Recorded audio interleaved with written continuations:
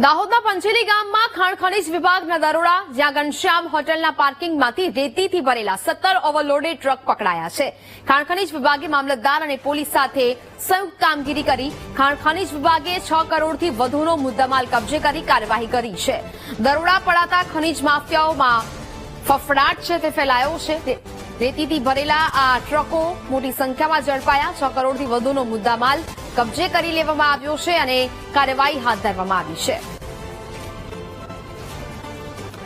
તો જે પ્રકારે આ સમગ્ર વિગતો મળી રહી છે, દાહોદના પંચેલી ગામમાં ખાણ ખનીજ વિભાગે દરોડા પાડ્યા। ઘનશ્યામ હોટલના પાર્કિંગમાંથી રેતીથી ભરેલા 17 ઓવરલોડેડ ટ્રક પકડાઈ આવ્યા છે।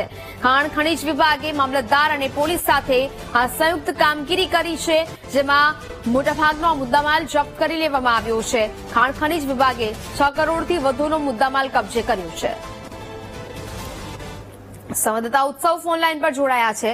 ઉત્સવ, દાહોદના પંચેલી ગામમાં ખાણ ખનીજ વિભાગે દરોડા પાડ્યા। મોટા પ્રમાણમાં ટ્રેક્ટરો છે, ટ્રકો છે, રેતીથી ભરેલા ઝડપી પાડવામાં આવ્યા છે। શું કાર્યવાહી થઈ છે હાલ?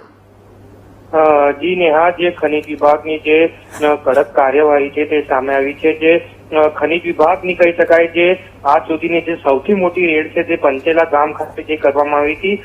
પંચેલા જે ગામ ખાતે જે ઘનશ્યામ હોટલની આગળ જે પાર્કિંગની અંદર રેતીની ગાડીઓ પડી હતી, ત્યારે જે અચાનક રેતીની ગાડીઓ પર જે ખનીજ વિભાગ છે તેમને રેડ મારતા 17 જેટલી જે રેતી જે ભરેલી ઓવરલોડ ભરેલી જે ગાડીઓ છે તે ઝડપી પાડી હતી અને જે 6 કરોડથી પણ અંદાજે જે મુદ્દામાલ હતો તે કબજે કર્યો હતો। જી બિલકુલ ઉત્સવ, જાણકારી બદલ આભાર।